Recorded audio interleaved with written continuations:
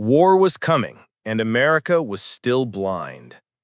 In 1940, as Europe burned, the U.S. Army faced a simple but deadly problem. Its artillery could fire for miles, but no one could see where the shells were landing. Spotters on the ground were too slow. Balloons were too vulnerable. The skies belonged to fighters and bombers, not to frail little machines that could float above the front lines. And yet, a handful of officers believed otherwise. What the Army needed, they argued, was something small, a plane that could take off from a dirt road, fly low and slow, and carry a single man with a radio, not to fight, not to bomb, but to see. To most pilots, it sounded ridiculous. Who would volunteer to fly a fabric-covered toy into a battlefield ruled by Messerschmitts and flak guns? But in a small hangar in Michigan, engineers at Stinson Aircraft Corporation were already building the answer. The design was simple, brutally simple. A steel tube frame covered in fabric, two seats, one behind the other, a Lycone 185 horsepower engine, barely louder than a motorcycle, fixed landing gear with fat rubber tires that could bounce across plowed fields, a cruising speed of just over 90 miles per hour. It could carry one pilot, one observer, and a radio. That was all. They called it the Stinson O-49 and later the L-5 Sentinel. L for liaison, a polite military term for the kind of work no one else wanted. When it first rolled out onto the airfield, hardened fighter pilots laughed. Compared to the thunderous P-40 Warhawks and sleek new Mustangs, the little Stinson looked like something built by children. Its fabric wings flexed in the wind. Its tail bounced when it taxied. "It's not an airplane, it's a kite with a motor," one test pilot scoffed. But then someone took it up. The first test flight surprised everyone. The L-5 lifted from the grass strip in less than 200 feet, before the end of the runway, before the pilot even reached full throttle. It climbed steadily, obediently. It could fly at walking speed, hover against the wind, and turn inside a football field. When the pilot cut power, the plane glided so gently that it seemed to refuse to crash. It was not fast, it was not beautiful, but it was perfect for one thing: survival. This strange little airplane could land anywhere: a cornfield, a beach, a mountaintop. It could take off again in half that space. And in war, that meant freedom. The Army tested it against other light aircraft: the Piper Cub, the Taylorcraft, the Aeronca. Each had strengths, but the Stinson's steel frame made it tougher. Its control surfaces were responsive even in crosswinds. It could take punishment. And above all, it could carry a powerful radio. That was its secret weapon. Not a gun, not a bomb, but a voice. With the new SCR-610 set, an observer could talk directly to artillery batteries miles away. He could correct their fire in real time. A few degrees left, 50 yards short, fire again. For the first time in history, artillery could see through the clouds of battle. By late 1941, the Army approved mass production. The L-5 Sentinel was born. It entered service with the new Field Artillery Air Observation Battalions, a handful of two-man teams trained to operate closer to the enemy than anyone else in the sky. Their job was dangerous in the extreme. Find the target, fly above it, mark its position, and radio the coordinates before the enemy shot them down. The pilots were not glamorous heroes. They flew without escort, without armor, without guns. Their planes were unarmed, unarmored, and unafraid. They would later joke, "If you get hit, just pick up the plane and run home with it." But for those who understood, the L-5 was a revelation. Training took place on dusty fields in Louisiana and Texas. Young men, some barely out of high school, learned to fly at treetop level, weaving between telephone poles, skimming the tops of barns, and landing on roads barely wide enough for a truck. Their instructors drilled one mantra into them: low, slow, and smart. That's how you live.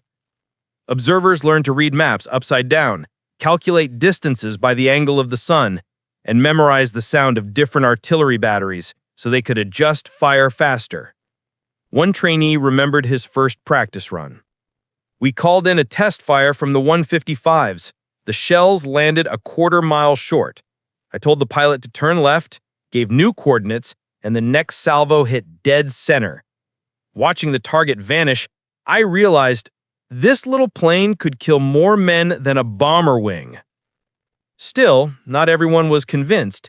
In the halls of the Pentagon, skeptics called the L-5 a luxury, a distraction from real aircraft. Some officers argued that reconnaissance should be done by fighters or larger observation bombers. But in North Africa, where the first L-5s arrived in late 1942, the skeptics went silent. The desert was vast and flat, the perfect laboratory for the Sentinel. Pilots flew over the dunes like dragonflies, marking enemy artillery and guiding American fire with astonishing precision. One field report read, "Enemy battery destroyed within 3 salvos. Observer remained over target for 40 minutes under small arms fire, plane unhit." The Germans, seeing the strange little plane circling overhead, thought they were trainers, harmless curiosities. They laughed. Until the shells began to fall.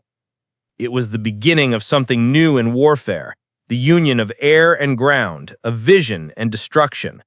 For the first time, the U.S. Army's artillery could strike with surgical precision, guided not by chance, but by a single man in the sky with a radio and nerves of steel. The L-5 didn't look like much. It was made of canvas and tubing, its propeller a blur of wood and paint, but it carried the deadliest cargo of all, information. And in modern war, information was everything. In one of the first official test reports, an Army colonel wrote a line that perfectly captured the paradox of the little plane. The Sentinel carries no armor, no armament, and no fear. By the time the United States invaded Sicily in 1943, there would be hundreds of them, small shadows drifting above the battlefields, unarmed angels of precision. The men below would soon give them nicknames: the paper plane, the flying grasshopper, the whistling angel. But to the German soldiers, it would soon earn another name, one whispered in dread every time its shadow passed overhead: Der Feuerbergel, the Firebird. Because wherever the L-5 flew, hell followed. The Mediterranean sky burned white with heat on the morning of July 10, 1943, the opening day of Operation Husky, the Allied invasion of Sicily.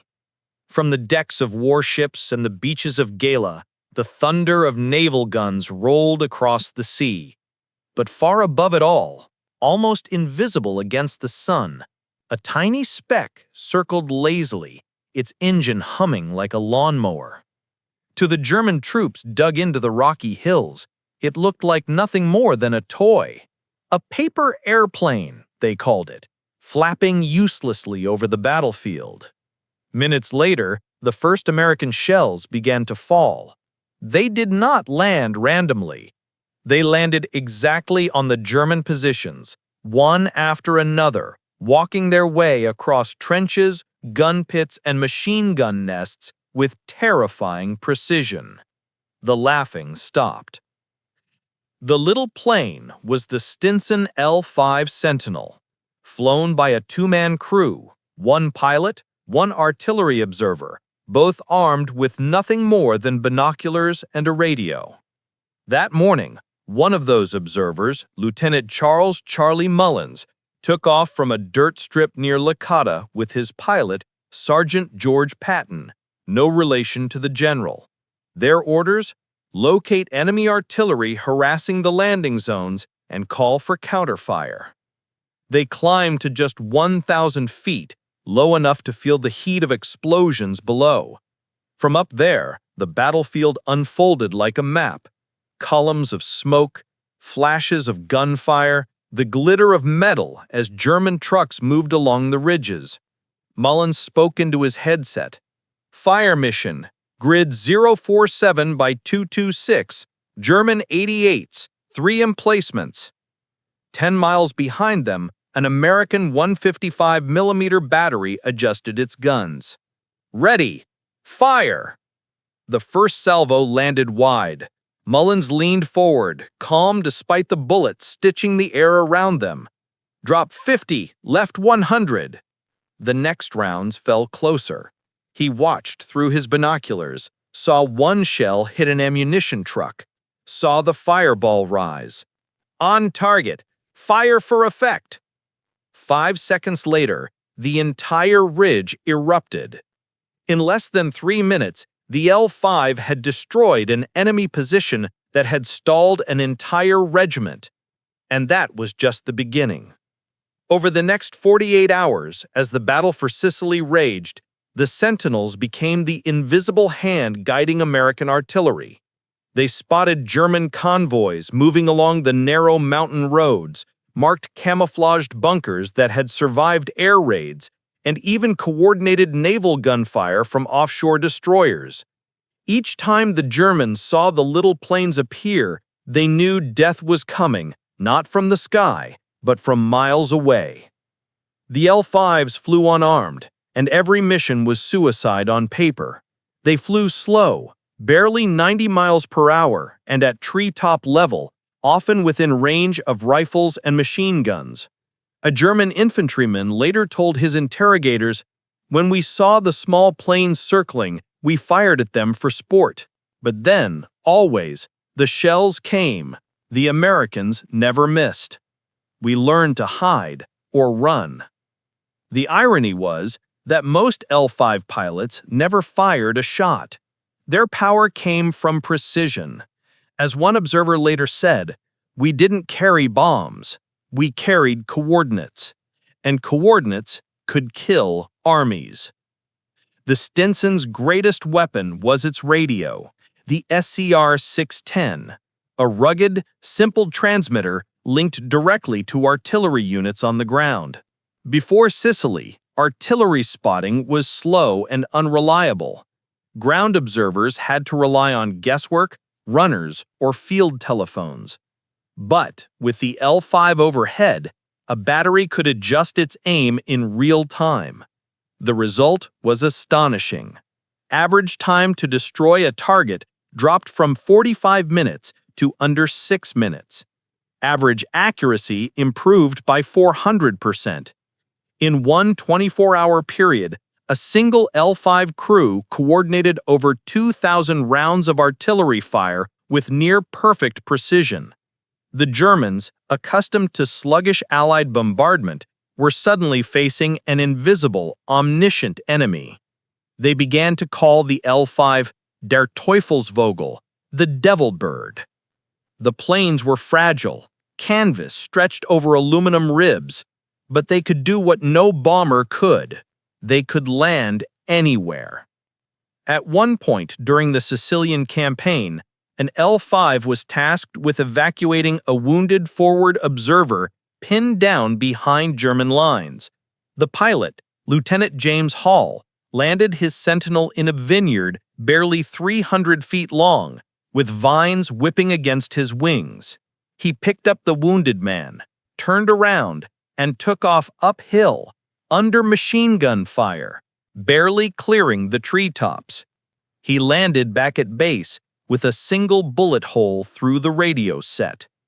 When the wounded observer woke up, he said, "I didn't think the Angels flew that low."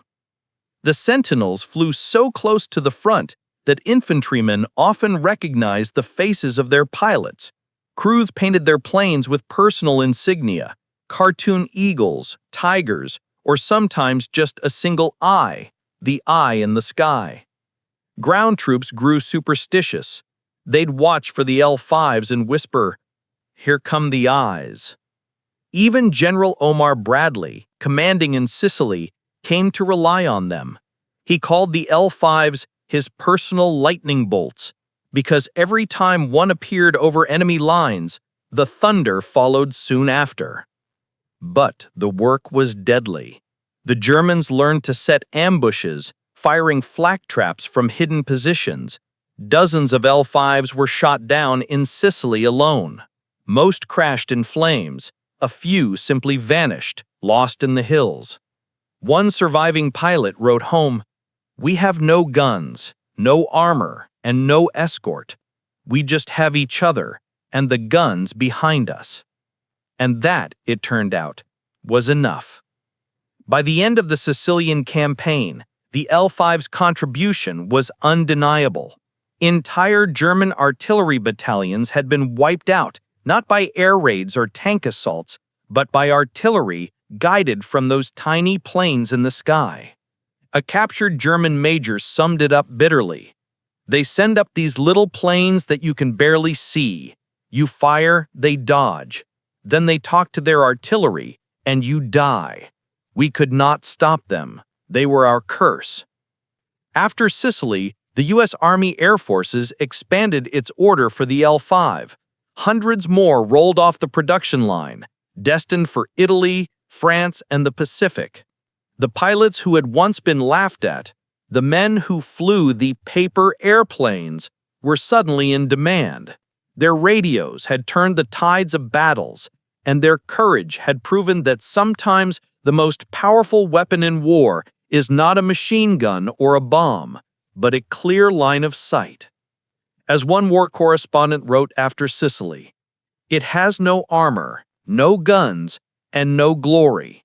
But when it circles above you, you know the enemy will not last long. The Stinson L-5 doesn't bring death from above. It brings precision." And so the little plane that no one took seriously became the most feared shadow in the Mediterranean sky. Wherever the Sentinel flew, the guns of the U.S. Army followed, and Hellfire came with them. By autumn 1943, the war had moved north. The mountains of Italy rose like a wall, each ridge hiding German guns, each valley soaked in rain and blood. To the men crawling up those slopes, one sound meant both danger and deliverance: the soft hum of an L-5 Sentinel circling somewhere above the clouds. The paper airplane had become the eyes of the Allied army. The Italian campaign was unlike anything the L-5 pilots had faced in Sicily. The narrow valleys and steep ridgelines turned radio communication into a nightmare. Weather changed by the minute, clear skies one moment, blinding fog the next. Enemy flak guns hid among vineyards and church towers. Yet the Sentinels flew every day. They carried maps, binoculars, and courage, and with those, they became the most important weapon the artillery had. One observer wrote, "We didn't just see the enemy, we saw the shape of the war. From up there, the front lines were veins of smoke. Our job was to draw blood where it mattered most." In October 1943, during the fight for Naples, L-5 crews from the 12th Air Support Command directed bombardments that stopped a German armored column from breaking through the Allied beachhead. The observers flew so low that their wings were scorched by the burning tanks below. The after-action report was dry and factual. Target destroyed, no loss of aircraft. What it didn't say was that the pilot, Lieutenant Harold Cook, flew with his left arm broken and his windshield shattered by machine gun fire. His observer tied the radio to his lap and shouted coordinates through the wind. When they landed, the L-5's tires were flat and both men were bleeding, but the road behind them was clear of German armor. Cook received no medal. He didn't need one. The artillerymen who advanced through that valley simply said, "Whoever was in that plane saved us." The further the Allies pushed north, the more the L-5 adapted. It wasn't just an observer anymore. It became a lifeline. When supply trucks couldn't reach the front through mud and shell fire, the Sentinels brought what they could carry: morphine, ammunition, maps, and messages. And when the wounded couldn't be moved, the L-5 came for them too. In late 1943, engineers at Stinson modified the plane to carry a single stretcher in place of the observer's seat. It became the L-5B ambulance model, the smallest medevac aircraft in the world. It could land in 200 feet, load a wounded soldier, and take off again, sometimes under fire. A medic at the Battle of Monte Cassino recalled, "We'd wave a white cloth, and out of the mist she'd come, slow and low. No guns, no escort, just the whine of that little engine. You could fit one man inside, but that one man got home." Even the generals began to rely on the Sentinels.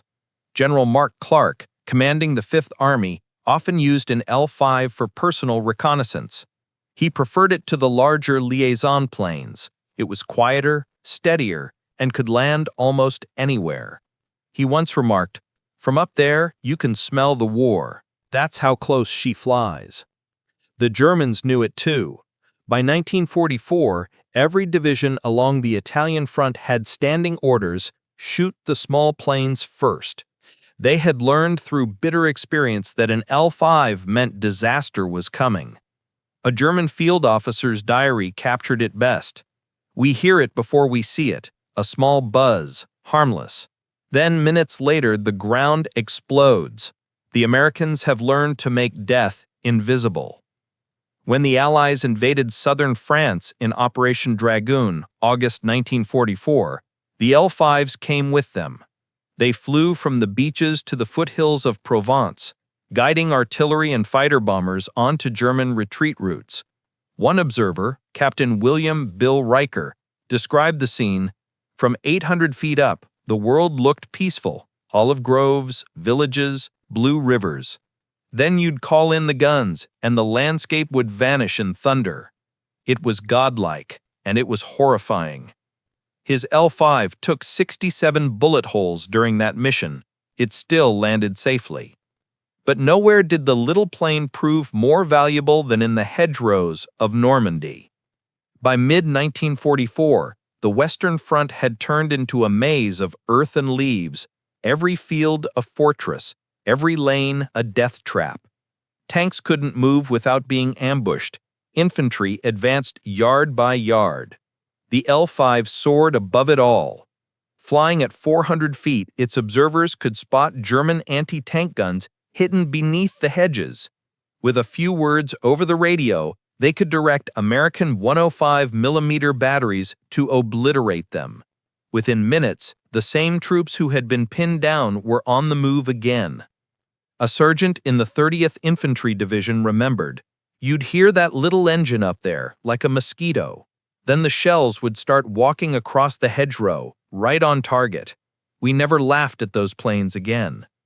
To the Germans, the Sentinel became something almost supernatural, a harbinger. They began to call it the Speer der Todes, the Scout of Death. One German officer wrote bitterly in his report from Caen, "We hear them in the morning, tiny, silver against the sun. We fire at them, but they float away. Then, before noon, our positions are erased." The pilots of the L-5 rarely saw the destruction they caused. They simply relayed coordinates, then banked away, trusting the guns below. But they could always feel it, the tremor of the explosions beneath their wings, the faint shimmer of heat rising from the battlefield.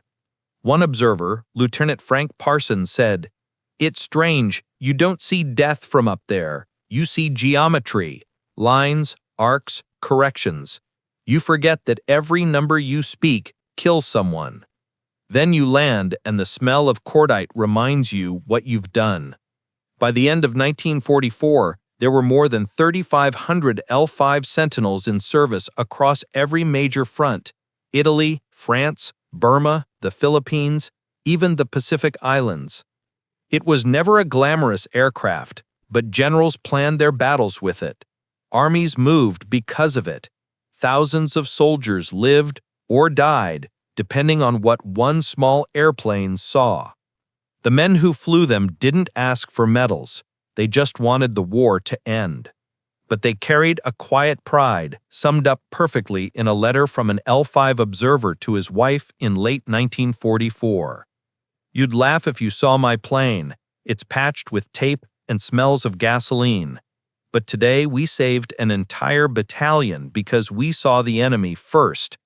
Sometimes I think that's what war is, just being the first to see. The Germans had laughed at the little planes when the war began. Now, whenever they heard that faint hum above the treetops, they ran for cover. They had learned the truth the hard way. The smallest shadow in the sky could summon the wrath of 1,000 guns. The winter of 1944 came early and cruel. In the forests of the Ardennes, the snow fell thick, muffling sound and light alike. The fog never lifted. Men on the ground could barely see 20 yards ahead. And yet, somewhere above that frozen silence, a tiny hum still echoed.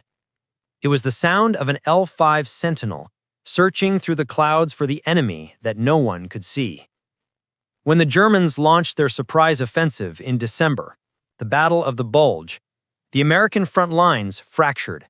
Entire divisions vanished under the weight of armor and snow. The radios were jammed, the roads choked with wreckage. The big bombers couldn't fly, the fighter bombers were grounded. Even the reconnaissance planes were useless in the fog. But the L-5 could still go. Its pilots didn't need runways. They didn't need clear skies. They just needed a compass, a patch of frozen field, and the will to fly blind. At dawn on December 18, 1944, Lieutenant Paul Adams and his observer, Sergeant Joe Carter, took off from a meadow near Bastogne. Their orders were simple and suicidal. Locate German artillery batteries, shelling the town, and radio their positions to the 155mm guns below. The fog was so thick they couldn't see their own wingtips. Adams flew by instinct, skimming treetops invisible in the gray. Carter leaned out the side window, listening more than looking, catching the muffled thunder of enemy guns and plotting their bearings by ear. 2 batteries west of the river, he guessed. They turned, climbed above the tree line for just a second, and caught a faint flicker, muzzle flashes. That was enough. Carter grabbed the radio mic.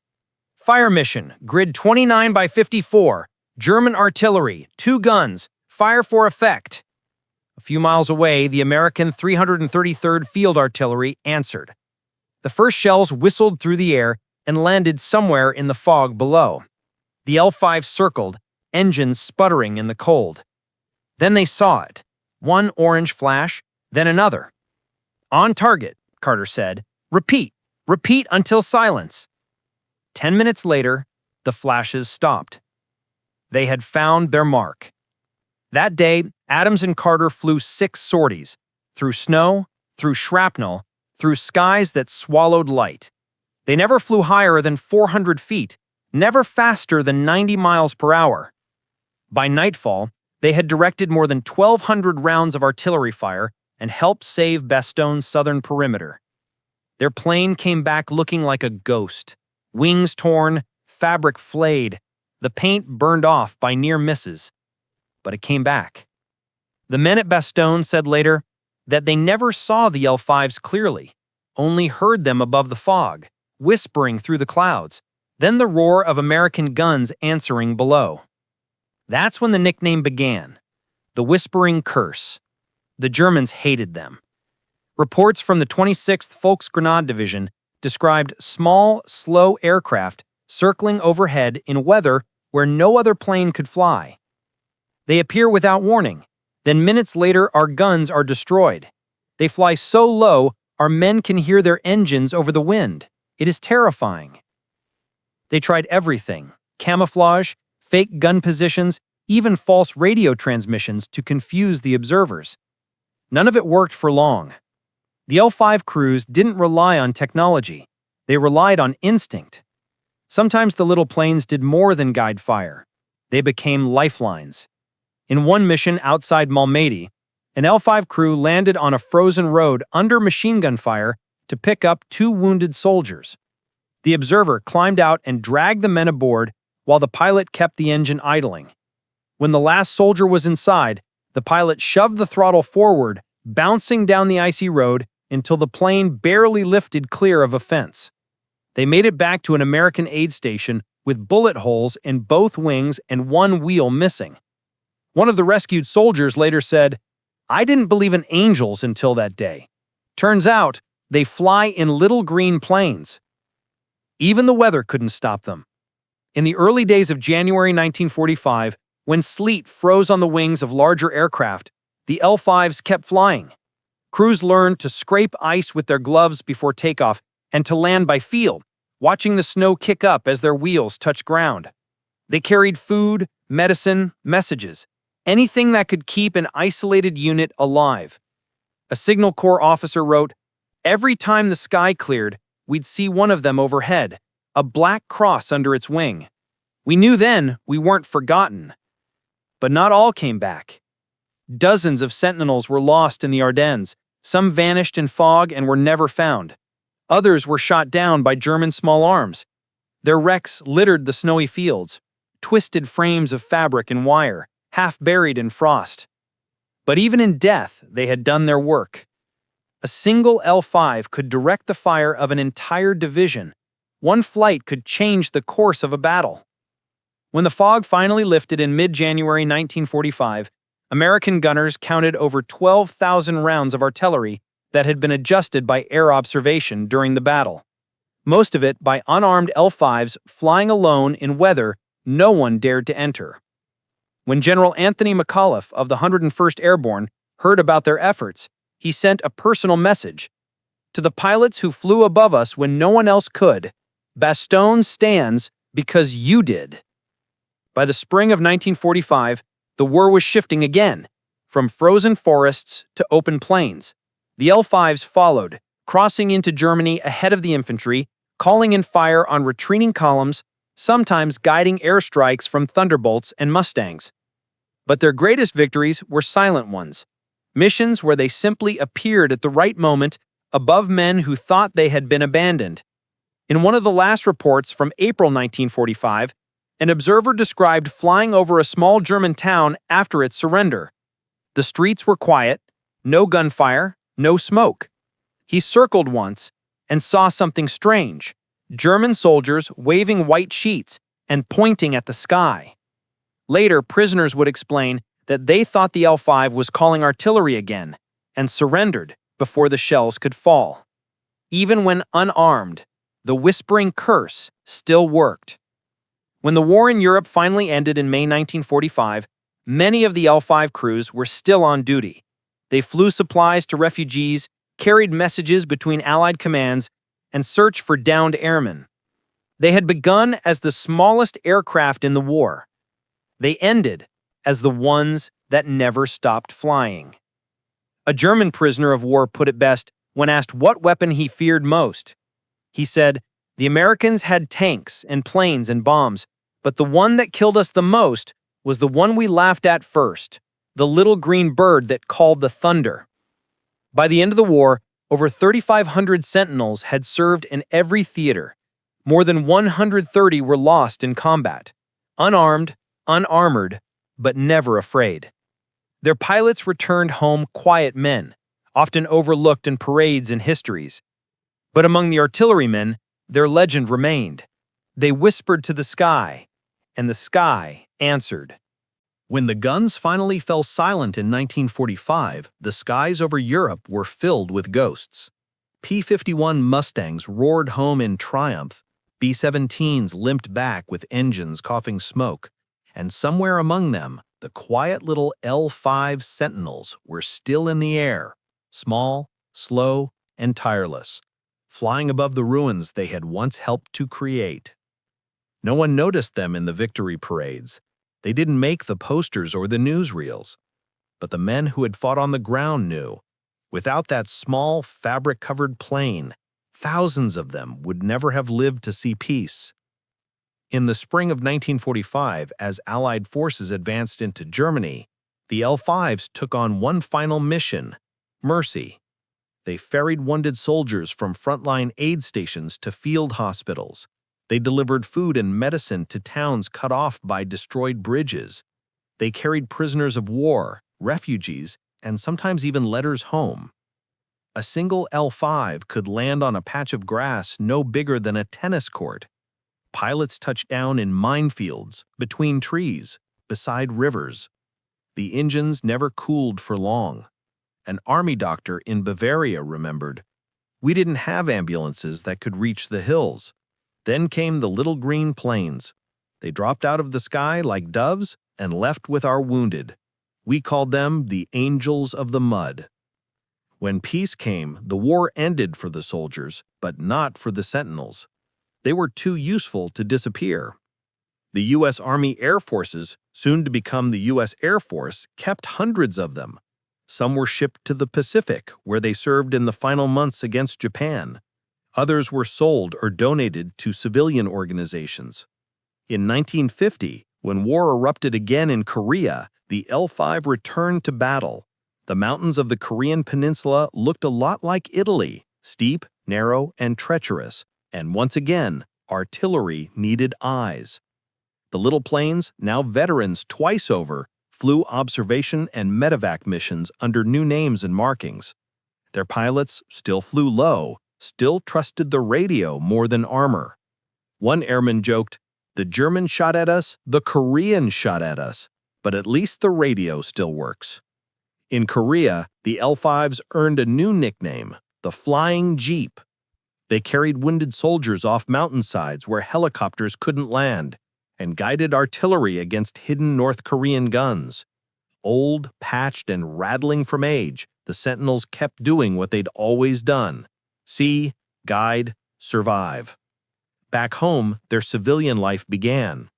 Converted into bush planes and rescue craft, the Stinson L-5 found a new purpose in peace. The U.S. Forest Service used them for firefighting patrols. Doctors Without Borders, then called Relief Wings, used surplus Sentinels to reach isolated villages in post-war Europe and Asia. In Alaska, bush pilots stripped out the radios and loaded them with supplies. The L-5 became the first aircraft to deliver vaccines to communities north of the Arctic Circle. One pilot said, "You could land it on a gravel bar, a frozen lake, even a dirt road. If you couldn't land an L-5 there, you probably shouldn't land anything." But even as they faded from military use, their influence grew. The lessons learned from the Sentinel, lightweight, short takeoff, long endurance, precision communication, became the foundation of the next generation of reconnaissance and liaison aircraft. The L-19 Bird Dog, O-1, and later the OV-110 Bronco all carried its DNA. Every time a forward air controller called in a strike from above a jungle or mountain ridge in later wars, they were repeating what the L-5 crews had pioneered in Europe: eyes in the sky, death by radio. The Sentinel spirit had simply changed form. Decades later, historians would struggle to quantify its impact. It didn't drop bombs or shoot down enemies. Its victories weren't measured in kill counts or destroyed tonnage. And yet, by conservative estimates, the artillery it directed accounted for tens of thousands of destroyed enemy positions and saved countless Allied lives. A report from the U.S. Army's Field Artillery Board in 1946 put it bluntly: the liaison aircraft, particularly the Stinson L-5, has revolutionized modern warfare.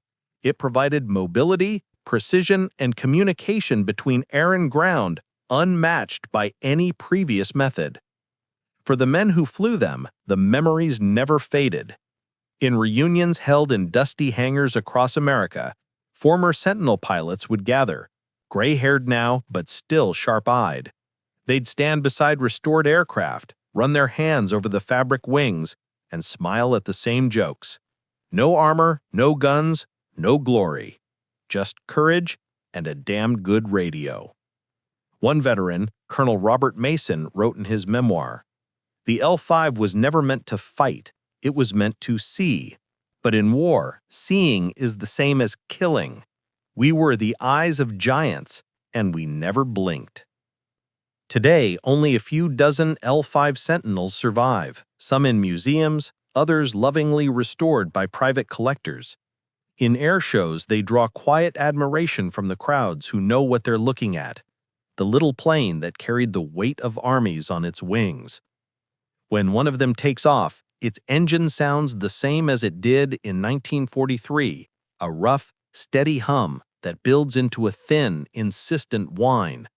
And for those who remember, that sound carries ghosts: artillery shells whistling through the air, Men crouched in mud waiting for salvation, a radio crackling in the cold. In a small museum in Dayton, Ohio, one L-5 hangs from the ceiling. Its paint is faded olive drab, its wings patched, its markings barely visible. Beneath it, a plaque reads, "Stinson L-5 Sentinel, the eyes of the Army." It carried no guns, no armor, and no fear. Visitors pass beneath it, unaware that the little aircraft above them once guided the thunder of war. But every so often, a veteran stops, looks up, and salutes. He remembers. Because the story of the L-5 is not the story of a machine. It's the story of a handful of men, pilots, observers, radio operators, who turned fragility into power, silence into strategy, and courage into precision. The world remembers the tanks and the bombers, but history is often written by those who see first and speak last. The L-5 Sentinel never shouted. It whispered coordinates into a radio, and the world answered in fire. "We were the smallest thing in the sky," one pilot said, "but when we spoke, the earth trembled."